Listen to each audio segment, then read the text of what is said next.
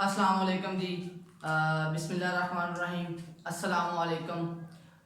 उम्मीद है जी आप खैरियत से होंगे और आपने एक चैप्टर मुकम्मल कर लिया है जो इलेक्ट्रोस्टैटिक्स के नाम से था।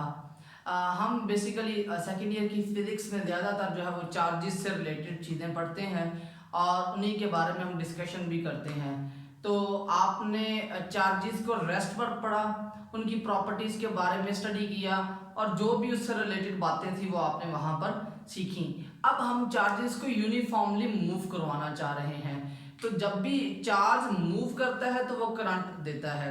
तो हमारे पास जो आज का आर्टिकल है वो चैप्टर नंबर 13 है और उसको हम नाम दे देते हैं करंट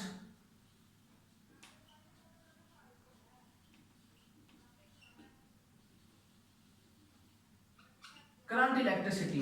अच्छा, इसको हम डिफाइन करते हैं बड़े सिंपल अल्फाज में। इसकी डेफिनेशन क्या है जी? हम लिखते हैं फ्लो ऑफ चार्जेस और discussion of charges in motion. तो आपने सबसे पहले जो बात सीखी है वो ये है कि आप जब भी चार्जेस को स्टडी करेंगे रेस्ट पर तो वो इलेक्ट्रोस्टैटिक्स है। आपने उस हवाले से चीज़ों को पढ़ लिया। जब भी हम चार्जेस को स्टडी करेंगे मोशन में तो हम स्टडी करेंगे करंट या इलेक्ट्रिसिटी, या current electricity is the same thing. तो आज का हमारा जो आर्टिकल है, बल्कि थ्रू ऑन इंशाल्लाह हम 10 से 12 या 13 15 लेक्चर्स जितने भी इस पे होते हैं उसमें करंट इलेक्ट्रिसिटी के बारे में डिस्कस करेंगे। तो करंट जब मूव करते हैं तो सबसे पहला जो फिनोमिना आपके पास आता है दैट इज चार्जेस के मूव करने से, एंड दैट इज करंट। तो करंट को हम डिफाइन करते हैं। तो करंट आपके पास आ जाता है जी,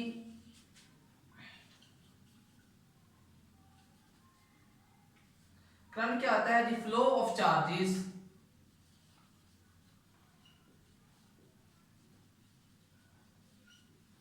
in a unit time through a cross section। तो किसी क्रॉस सेक्शन में से यूनिट टाइम में जो चार्जेस फ्लो करते हैं उसको हम करंट कहते हैं। By definition current is equal to the Q over T. अच्छा जी, आप इस फार्मूले को देखें। इस फार्मूले में हमने एरिया का कोई कॉन्सेप्ट इंट्रोड्यूस नहीं करवाया, लेकिन हम लिख क्या रहे हैं? Through a unit cross section. तो क्रॉस सेक्शन बड़ा इंपॉर्टेंट है।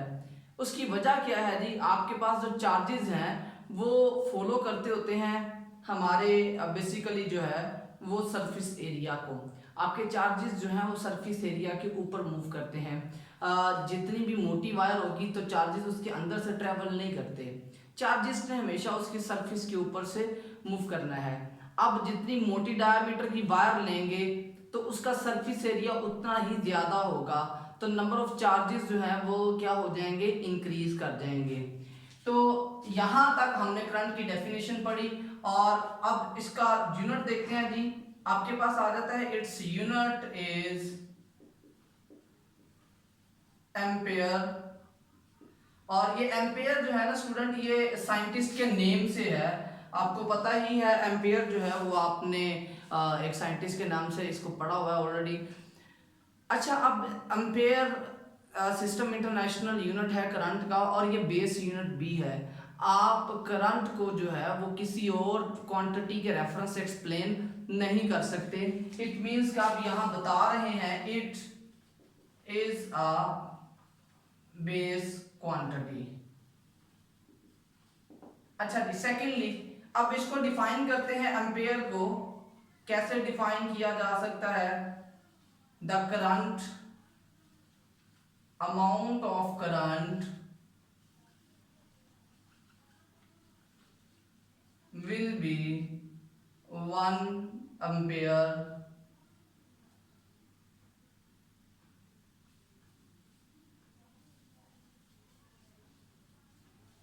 if 1 coulomb of charge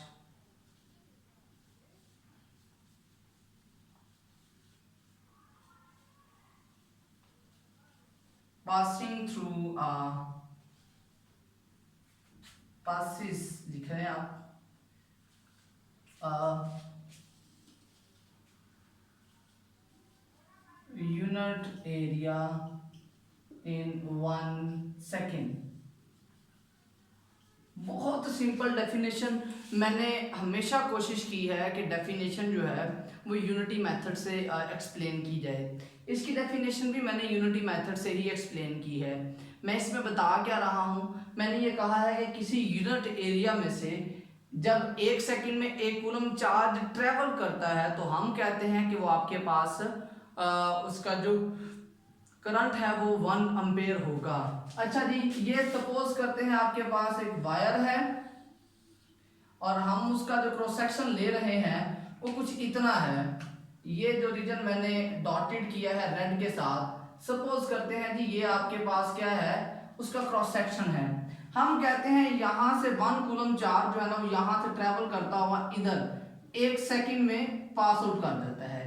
जब आपका 1 कूलम चार्ज 1 सेकंड में इतने क्रॉस सेक्शन से पास आउट करेगा तो हम कहेंगे कि आपके पास जो करंट होगा उस वक्त उसकी क्वांटिटी जो है वो 1 एम्पेयर होगी। तो मेरा ख्याल है कि आप लोगों को अब तक जो है वो इसकी डेफिनेशन जो है वो समझ आ चुकी होगी। अच्छा जी, अब हम बात करते हैं चार्ज कैरियर्स। यहाँ पर आपने कहा जो इलेक्ट्रॉन्स हैं वो मूव करते हैं तो आपके पास करंट प्रोड्यूस होता है। अगेन करंट प्रोड्यूस होता है। अच्छा जी, अब क्या ऐसा सिर्फ मेटल्स में मुमकिन है? क्या गैसेस में से करंट पास आउट नहीं कर सकता? क्या लिक्विड में से करंट पास आउट नहीं कर सकता? अगर कर सकता है तो उनमें से ऐसे कौन से पार्टिकल्स होते हैं जो करंट को मूव करवाते हैं और करंट के फ्लो का मौजब बनते हैं? तो बेसिकली हमने पढ़ना है यहाँ पर चार्ज कैरियर्स। क्या पढ़ रहे हैं जी? Charge carriers. तो आपके पास नेक्स्ट हेडिंग जो है कैरियर ऑफ चार्जेस आ जाता है जी।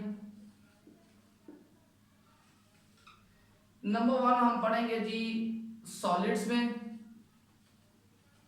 नंबर 2 हम पढ़ेंगे लिक्विड्स में और नंबर 3 हम पढ़ेंगे गैसेस में। अच्छा जी, सॉलिड्स की बात करते हैं। सॉलिड्स आपके पास जब मेटल्स हैं तो उनके पास फ्री इलेक्ट्रॉन्स होते हैं। सॉलिड्स जब मेटल्स होंगे तो उनके पास फ्री इलेक्ट्रॉन्स होंगे। तो फ्री इलेक्ट्रॉन्स जो हैं वो आपके पास इलेक्ट्रिसिटी या करंट का मौजब बनते हैं। तो पहला आपके पास पॉइंट जो आ गया ये मेटल्स के लिए वैलिड है और दूसरा इनमें क्या होते हैं जी, फ्री इलेक्ट्रॉन्स आ जाते हैं। पहली बात हमने ये सीखी कि जो आपके पास कैरियर्स हैं वो सॉलिड्स में तो होते हैं फ्री इलेक्ट्रॉन्स, लेकिन किन में होते हैं? मेटल्स में। नॉन मेटल्स इलेक्ट्रिसिटी कंडक्ट नहीं करती। सेकेंडली अगर हम बात करते हैं लिक्विड्स की, तो लिक्विड्स में आपके पास क्या होते हैं जी? लिक्विड में आपके पास होते हैं आयंस। लाइक आप कॉपर सल्फेट का सॉल्यूशन लेते हैं, इसमें क्या होगा जी? Copper positive 2 and sulphate ion -2। ये जो दो आयंस हैं ये आपके पास चार्ज कैरियर्स हैं। अब यहाँ पर चार्जेस जो है वो पॉजिटिव आयंस की वजह से फ्लो भी कर सकता है और नेगेटिव आयंस की वजह से फ्लो भी कर सकता है। और उसके बाद लास्ट पे बचती हैं हमारे पास गैसेस। तो गैसेस में आपके पास जो चार्ज फ्लो कर सकता है, करंट फ्लो कर सकता है, वो इलेक्ट्रॉन्स और आयंस इन दोनों की वजह से फ्लो कर सकता है। ये बड़ी एक टेक्निकल सी बात आ जाती है। स्टूडेंट, जब भी आपके पास किसी गैस में से करंट पास आउट करवाया जाता है तो वो आयोनाइज होती है।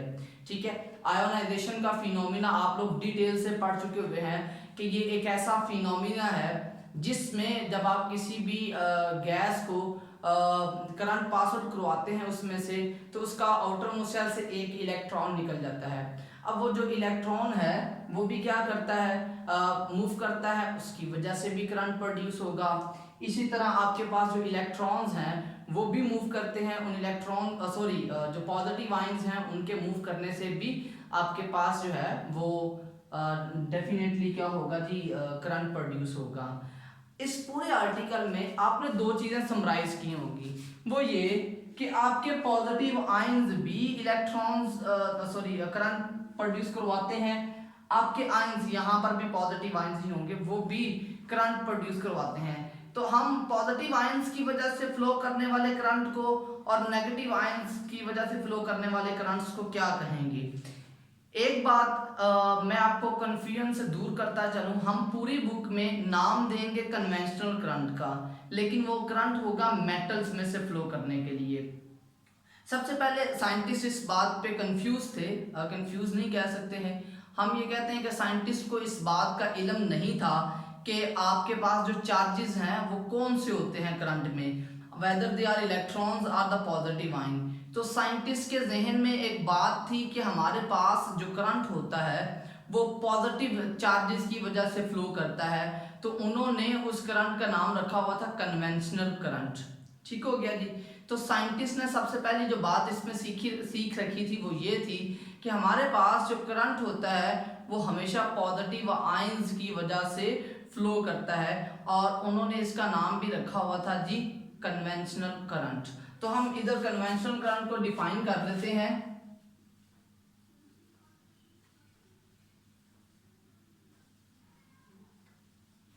कन्वेंशनल करंट क्या होता है?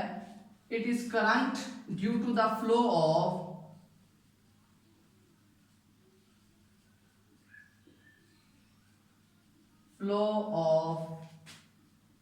positive ion through a circuit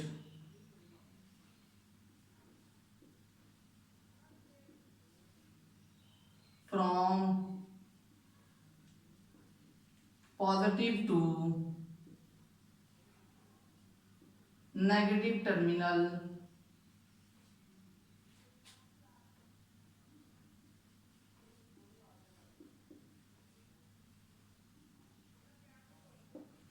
of the battery. तो आपके पास जो कन्वेंशनल करंट है वो हमेशा पॉजिटिव चार्जेस के फ्लो की वजह से आता है, लेकिन तब तक आप ये डेफिनेशन वैलिड थी जब तक आपके पास इलेक्ट्रॉन्स या साइंटिस्ट को इस बारे में कोई इंफॉर्मेशन नहीं थी कि आपके जो मेटल्स हैं उनमें फ्री इलेक्ट्रॉन्स होते हैं। अगर हम बात करते हैं इलेक्ट्रॉन्स के फ्लो की वजह से करंट को, तो उसे हम कहते हैं इलेक्ट्रॉनिक करंट। इलेक्ट्रॉनिक करंट क्या होता है जी? इलेक्ट्रॉनिक करंट को डिफाइन करते हैं करंट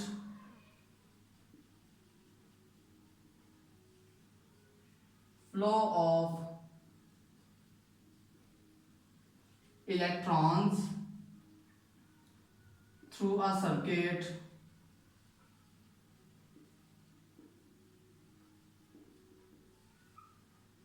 from negative to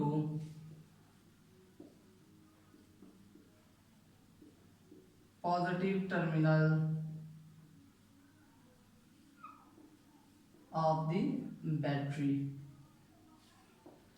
अच्छा, यहाँ पर जो बात है ना, एक चीज याद रखें, पॉजिटिव कन्वेंशनल करंट चूंकि पॉजिटिव चार्जेस के फ्लो की वजह से है, मेटल्स के अलावा अगर हम बात करते हैं तो जितने आपके पास इलेक्ट्रॉन्स होते हैं उतने ही पॉजिटिव आयंस भी बनते हैं इन जनरल, अगर दो इलेक्ट्रॉन्स एमिट नहीं हो रहे तो आपके पास हम कहते हैं जी इलेक्ट्रॉनिक करंट और कन्वेंशनल करंट जो है वो नॉर्मली सेम है, लेकिन थ्रू आउट द बुक हम कन्वेंशनल करंट ही यूज करते हैं, लेकिन वो करंट होता कौन सा है? रूटीन वाला करंट आपके इलेक्ट्रॉन्स की वजह से।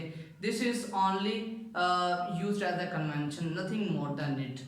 तो स्टूडेंट, आज जो आपने इलेक्ट्रिसिटी को स्टार्ट किया है, उस इलेक्ट्रिसिटी को स्टार्ट करते ही आपने जस्ट बेसिक डेफिनेशंस के बारे में पढ़ा है। मेरा ख्याल है कि आपको ये डेफिनेशंस फिंगर टिप्स पे और इसके हवाले से जो कन्फ्यूजन्स मैंने आपकी दूर की हैं वो कन्फ्यूजन्स आपकी अब नहीं रहनी चाहिए, आपको एक थॉरोली इमेज उसका मिल जाना चाहिए।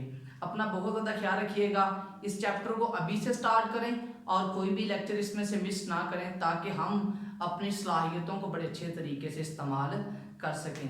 अपना बहुत ज़्यादा ख्याल रखिएगा जी। अल्लाह हाफिज़।